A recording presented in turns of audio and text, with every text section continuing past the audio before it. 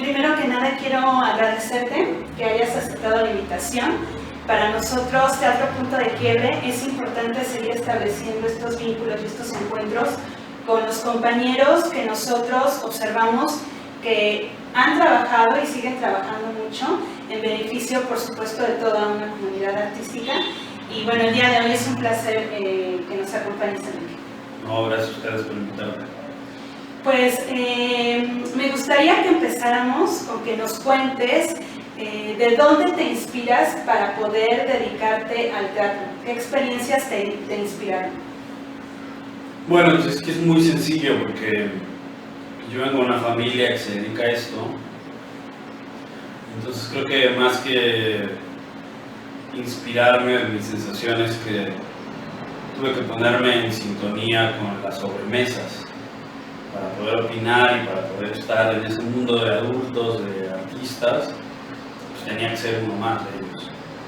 Y la ventaja de haber visto teatro y estar en contacto con la cultura y el arte desde niño es que te genera ya una perspectiva que cuando abrazas esta vocación, pues ya es una forma natural. Entonces creo que no hay un suceso o una experiencia, sino que simplemente seguí un poco pues esta inercia familiar, y para no sentirme fuera de ella me dediqué a esto y un poco sin pensarlo. Yo cuando me di cuenta pues ya estaba metido en esto. La verdad es que fue muy sencillo, no fue nada traumático.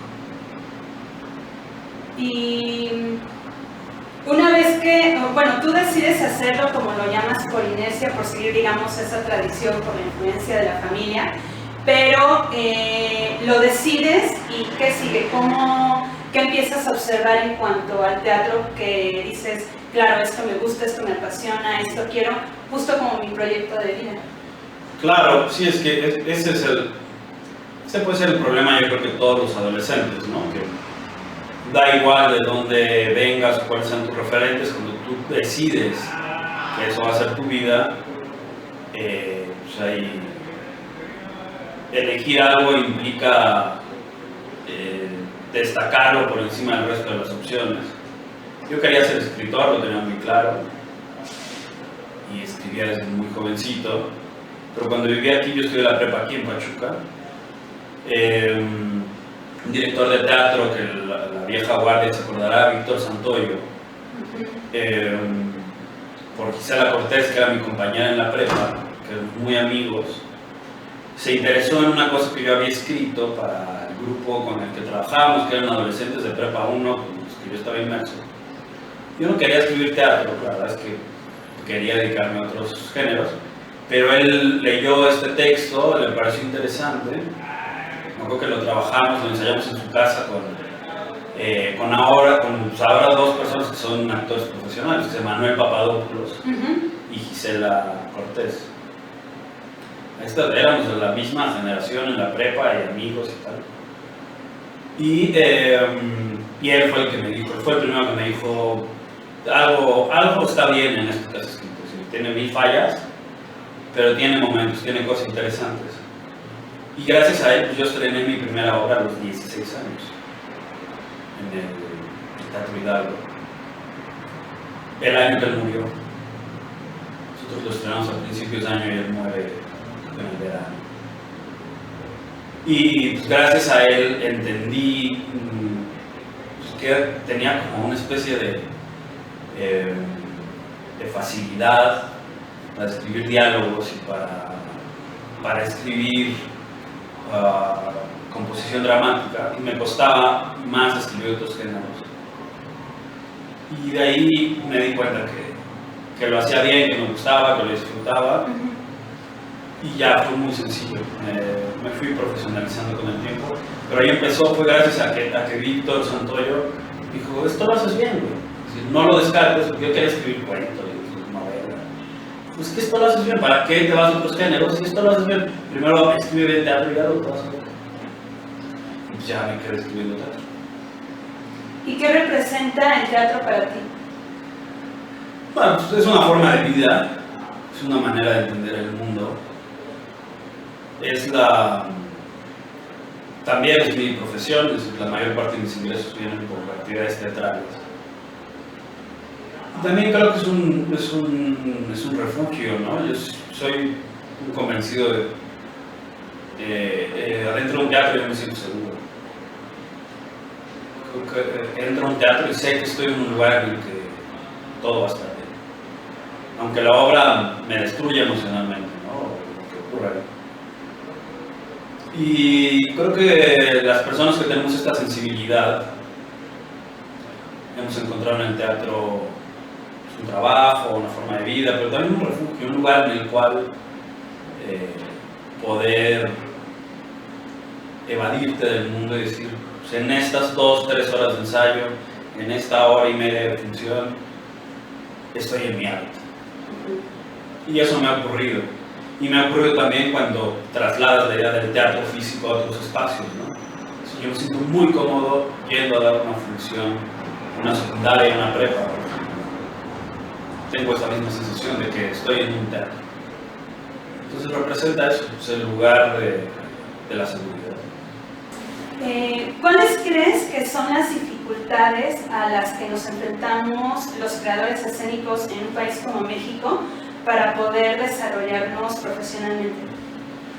Bueno, pues básicamente el tema del presupuesto, ¿no? Cada año hay menos dinero de inversión pública, siendo que la cultura y el arte en México son un derecho.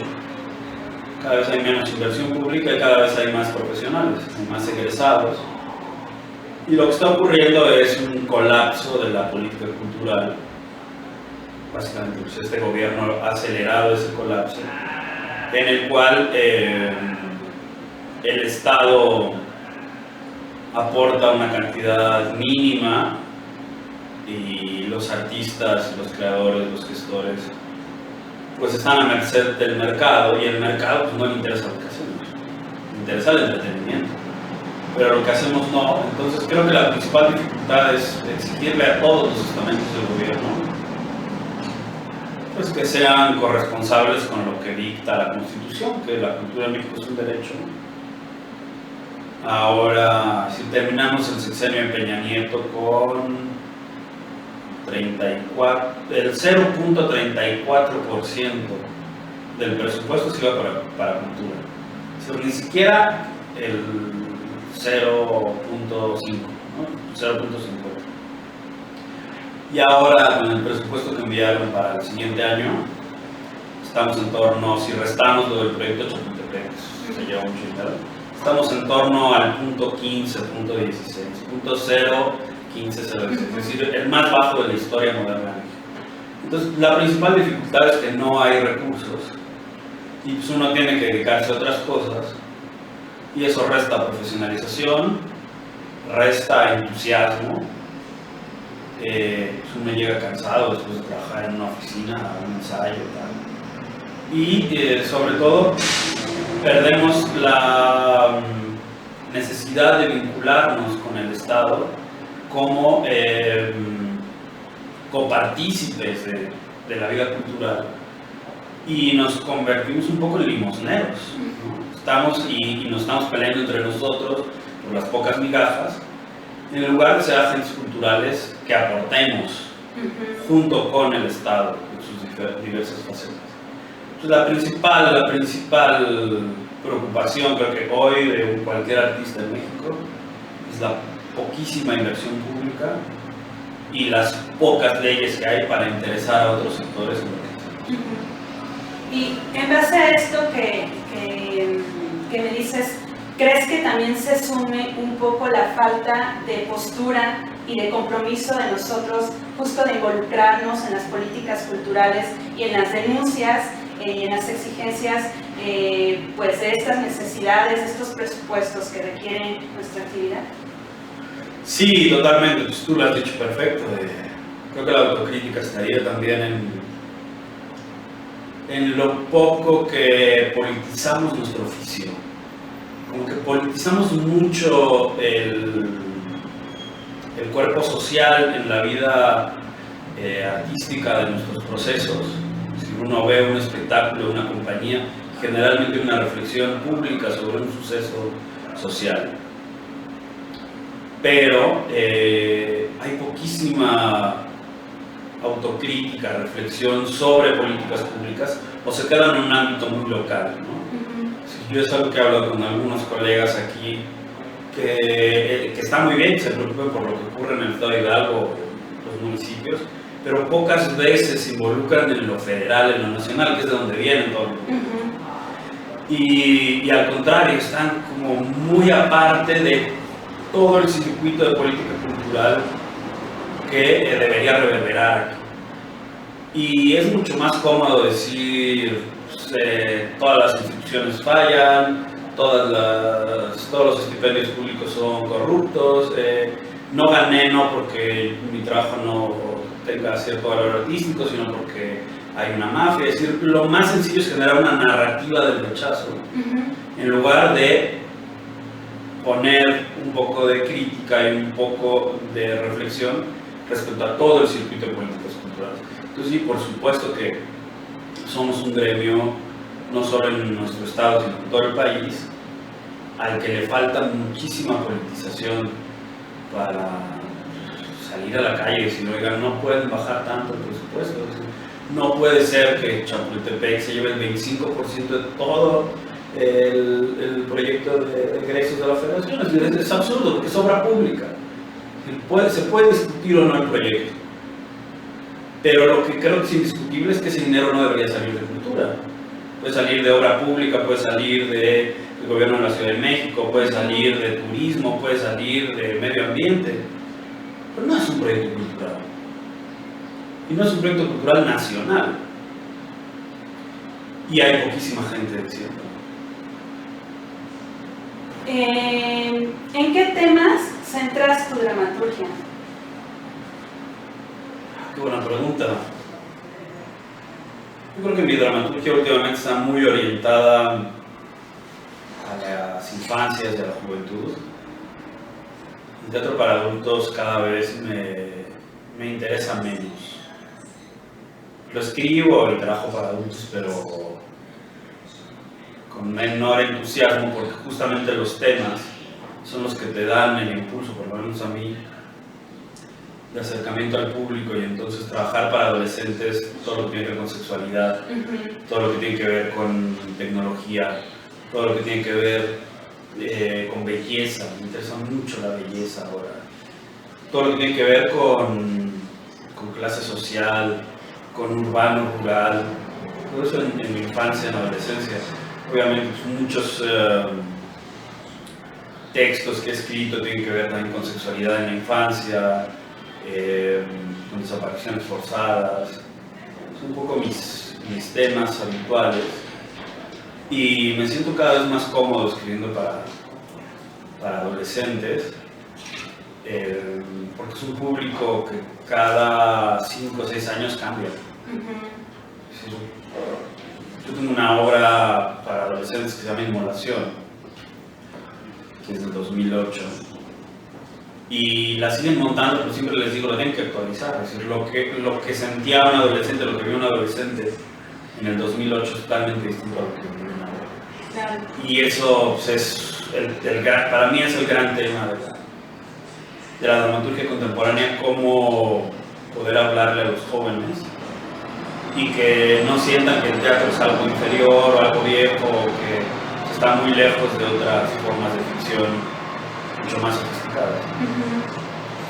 Muchos de estos temas que mencionaste, ¿crees que justo son, vuelvo a la palabra, temas que en casa los padres evitan hablar con sus hijos?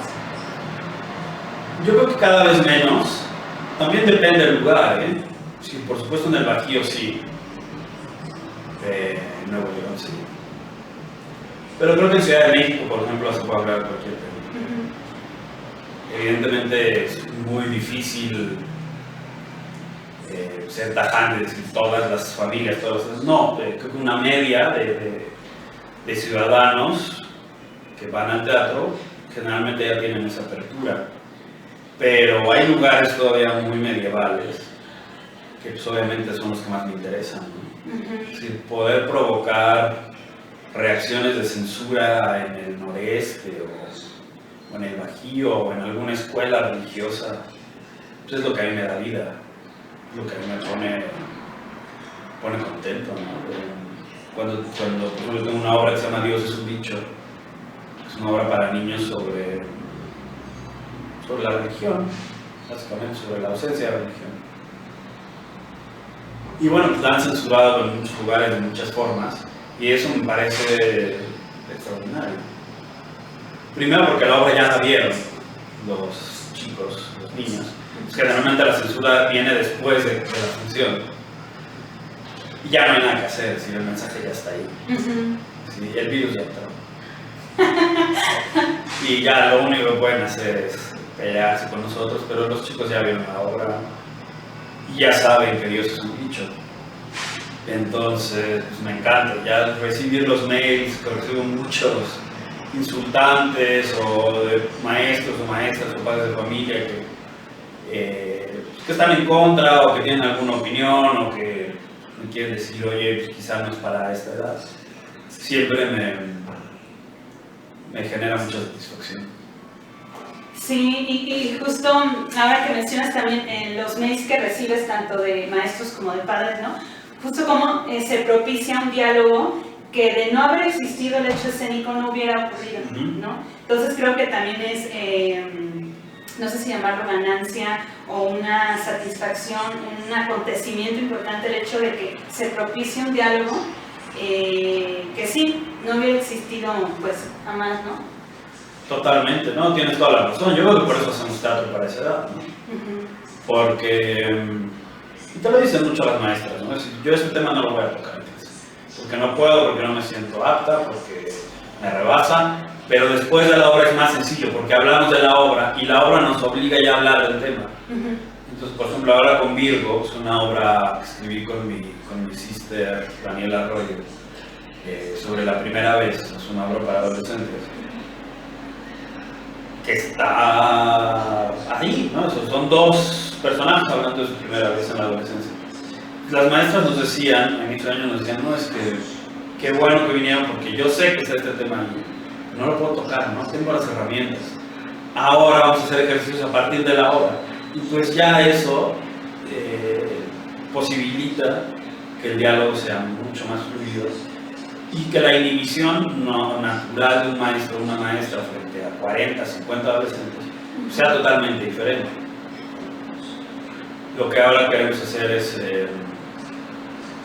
si en algún momento regresamos a dar funciones presenciales, que ya lo estamos haciendo con las online, es dar a los maestros el texto, ¿no?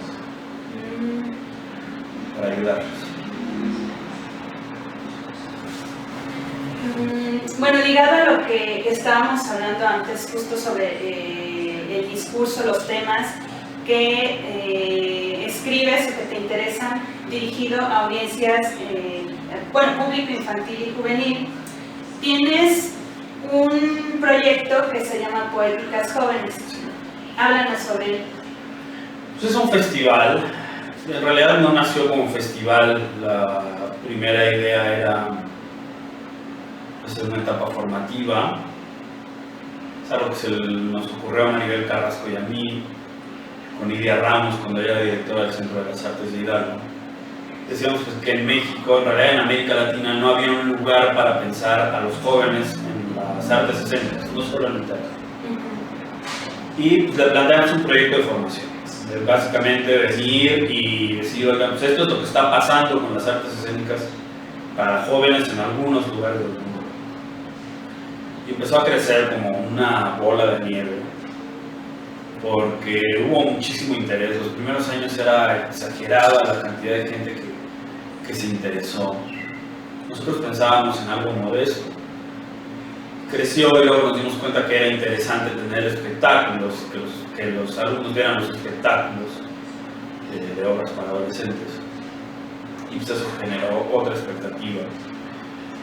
Y ahora es un festival que reúne esas dos vertientes, ¿no? Algunos espectáculos con y para jóvenes y una cantidad interesante de personas que van a estudiar el fenómeno. Este año será online, será un festival muy pequeño, Pero bueno, hemos tenido ediciones muy gratas, donde se dan funciones en escuelas, donde se dan funciones en teatros, y con maestros de un nivel altísimo. Sí, yo estoy muy agradecido porque ha habido gente que por muy poco dinero se involucra y trabaja y piensa y dialoga.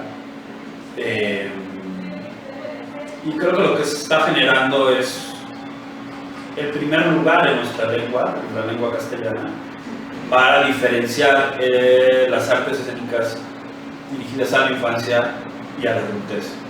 Es un esfuerzo inédito, no hay otro lugar donde se ocurrió. Por eso creo que es un esfuerzo valioso y creo que por eso es absolutamente sostenible.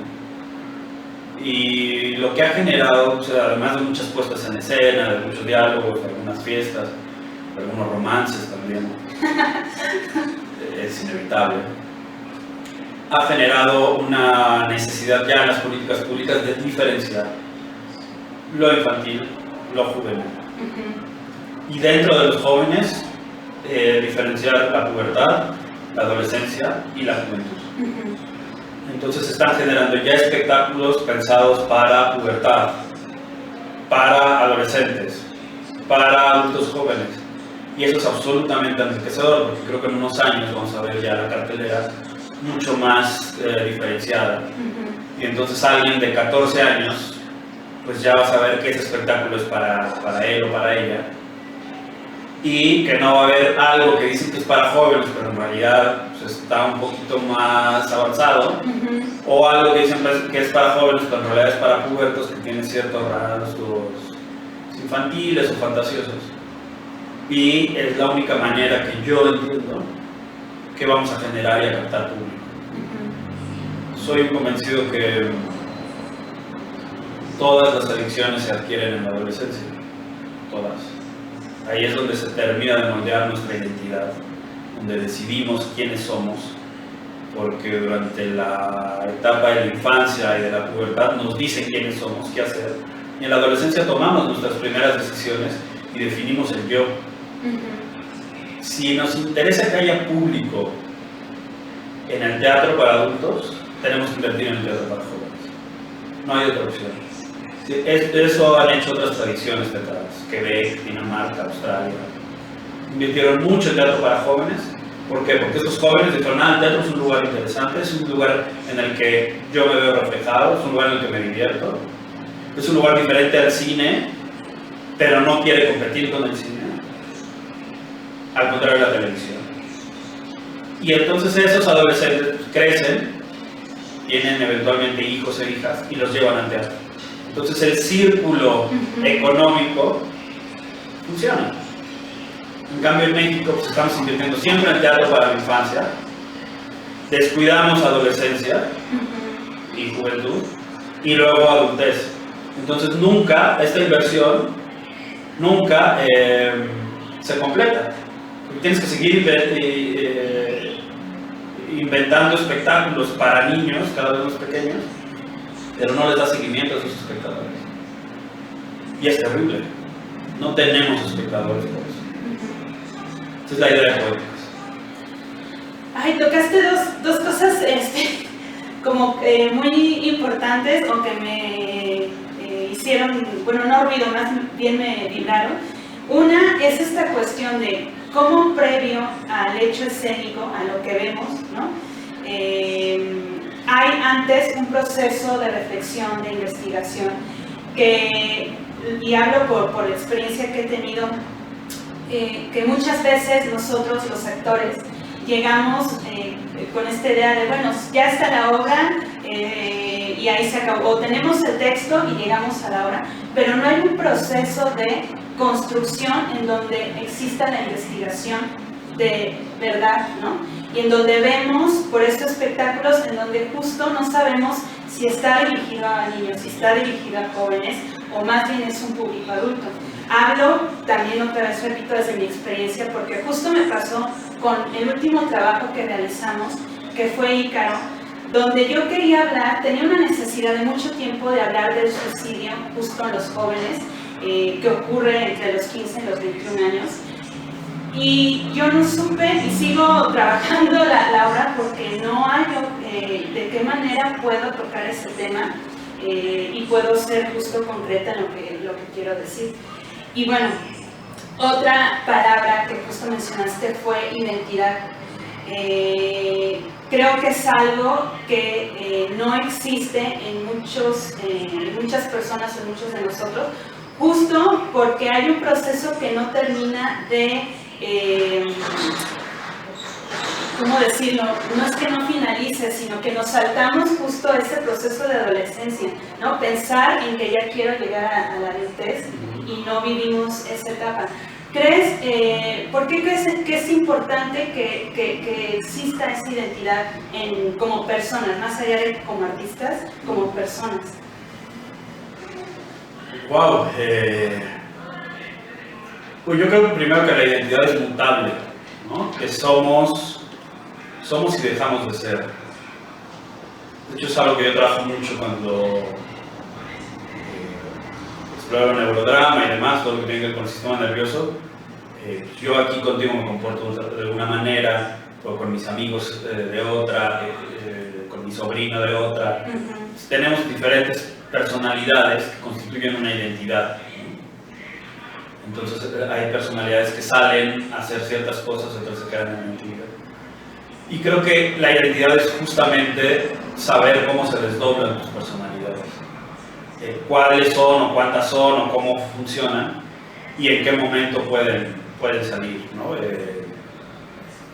Por ejemplo, yo tengo una personalidad muy definida cuando doy clases, sobre todo porque le tengo muchísimo respeto a mis alumnos y alumnas, les hablo de usted, genero una distancia. Eso es una personalidad y eso es una identidad que yo construí después de darme cuenta de cómo funcionaba el tema pedagógico. Entonces creo que estas identidades se van construyendo a lo largo de los años, pero que en la adolescencia tenemos la primera. Muchas veces está en función de los amigos, del trayecto social. Y por eso es tan importante en ese momento introducir actividades artísticas. Porque lo que hacen es que reafirman tu identidad, por un lado, o la ponen en crisis, generan convivio, generan experiencia convivial. Y para mí lo más importante es que hay un baño emocional. Emocionalmente uno empieza a sentir cosas que quizá en otra etapa, ya cuando somos adultos, no nos permitimos sentir. Creo que infancia y adolescencia en ese sentido generan una identidad que está en función de cómo nuestro sistema nervioso siente al otro. Y eso ya es mucho más complicado en la adultez, porque el sentido de la empatía y la capacidad de asombro se reduce muchísimo.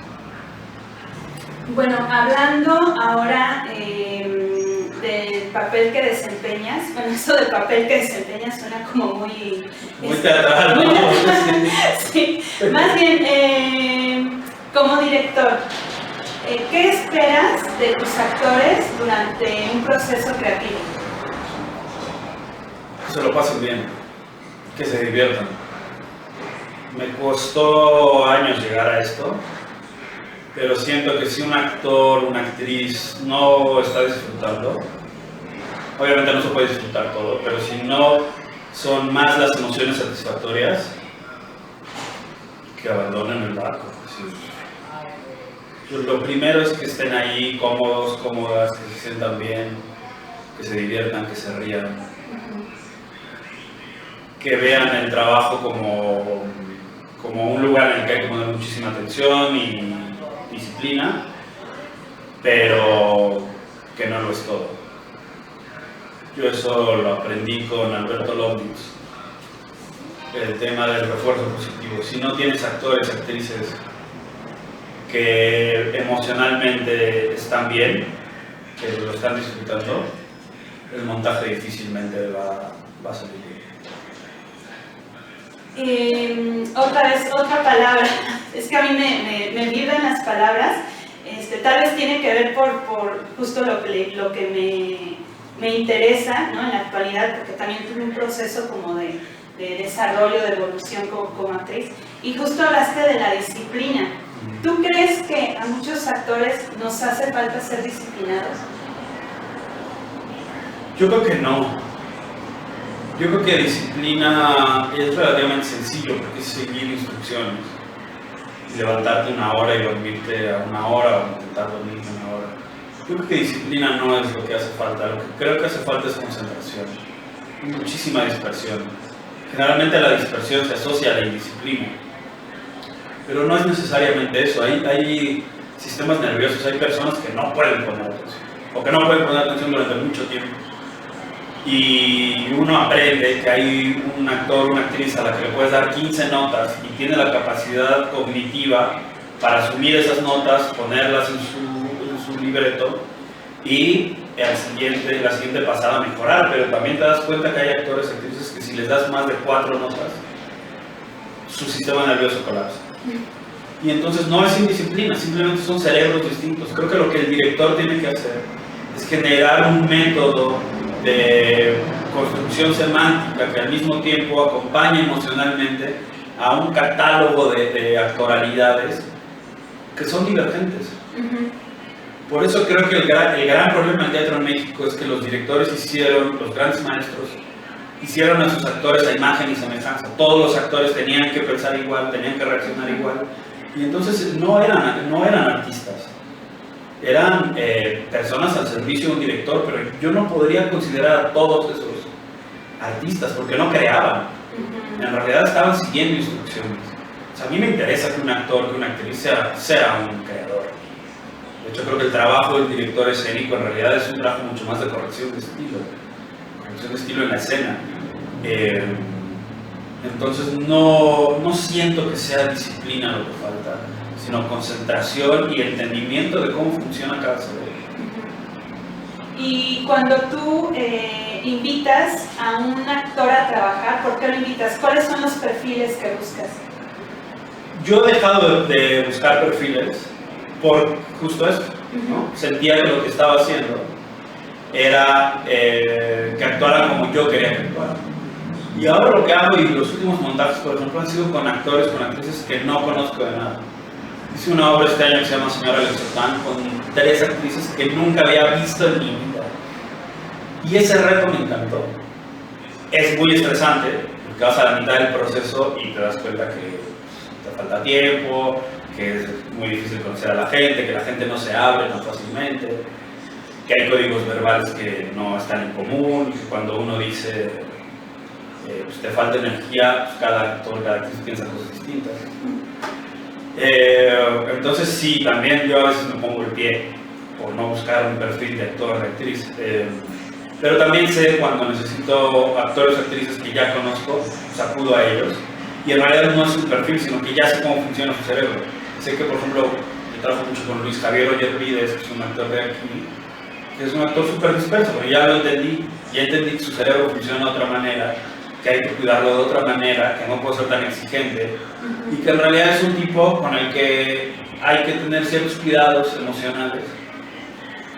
Y en cambio con Susana López Fernández, que también es una actriz de aquí, ella es una actriz muy rápida, muy veloz, muy interesada, pero luego se relaja, ¿no? Porque empieza muy fuerte y luego se relaja. Entonces, en realidad es eso, entendí cómo funcionan sus sistemas nerviosos. ¡Wow! ¡Qué interesante! Bueno, pues para cerrar este encuentro, esta entrevista, este diálogo, a mí me gustaría que nos dijeras con qué sueñas. Pues yo sueño muchas cosas, pero fundamentalmente con un presupuesto justo para la cultura, con funcionarios honestos, interesados, con gestores culturales profesionales,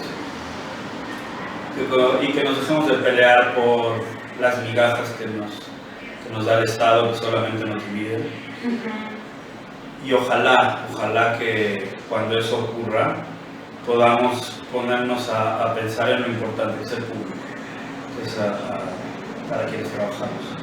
Con eso sueño, con que realmente estemos pensando obsesivamente en nuestros públicos. Pues muchas gracias. Gracias a ti.